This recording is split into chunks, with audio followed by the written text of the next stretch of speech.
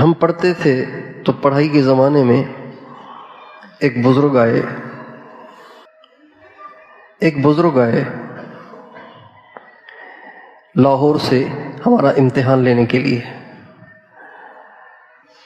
تو ہمارے حضرات کی ترتیب یہ تھی کہ جو آئے ہوئے بزرگ ہوتے تھے ان میں سے جو بڑے بزرگ ہوتے تھے، بڑے عالم ہوتے تھے، ان سے پھر طلباء میں بیان کرواتے تھے. انہوں نے بیان کیا تو بیان میں انہوں نے ایک واقعہ سنایا. فرمانے لگے کہ ہمارے لاہور میں ایک بڑے مدرسے کے اندر 3 بھائی پڑھاتے تھے، تینوں عالم تھے اور بڑے درجے کے عالم تھے، بڑی کتابیں پڑھاتے تھے. فرمانے لگے کہ اللہ کی شان، جو ان میں بڑے بھائی تھے، ایک دفعہ بس ان کی طبیعت خراب ہوئی، جان کنی کا عالم شروع ہو گیا. تو رشتہ دار دوست یار بیٹھے ہوئے تھے، جو تعلق والے تھے وہاں کھڑے ہوئے تھے. تو عین اس وقت فرمانے لگے قرآن لاؤ، قرآن لاؤ. چنانچہ قرآن منگوایا اور کہنے لگے میں اس کتاب کو نہیں مانتا. یہ کہہ کے روح نکل گئی،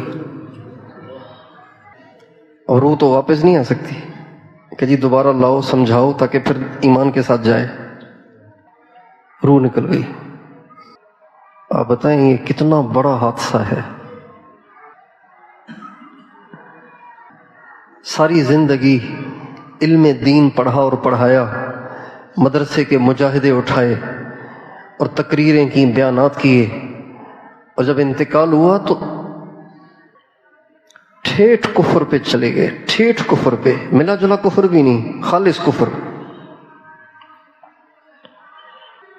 بہرحال بہت بڑا دھچکا تھا یہ، لوگوں کے دلوں پہ بڑا اثر تھا اس کا.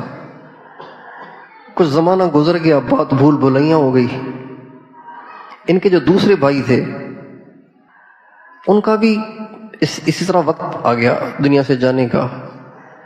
چونکہ وقت گزر گیا تھا، باتیں ذہن میں نہیں تھیں، تو عین آخری وقت میں کہنے لگے قرآن دکھاؤ، قرآن دکھاؤ. قرآن لایا گیا.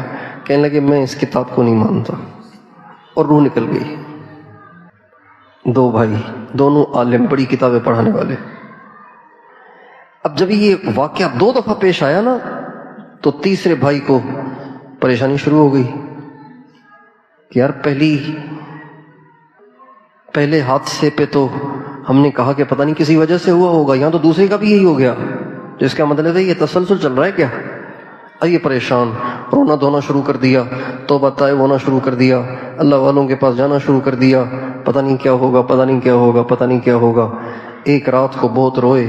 نبی کریم صلی اللہ علیہ وسلم کی خواب میں زیارت ہوئی اور آپ نے فرمایا روتے کیوں ہو؟ کہا جی روتا اس پہ ہوں، ساری زندگی علم پڑھایا اور اسی حال میں چلے گئے. فرمانے لگے، اب السلام نے فرمایا جو بد نظری کرتا ہے اس کا انجام یہی تو ہوگا. اس لیے بہت گندا مرض ہے یہ، بہت بچنے کی ضرورت ہے اس سے.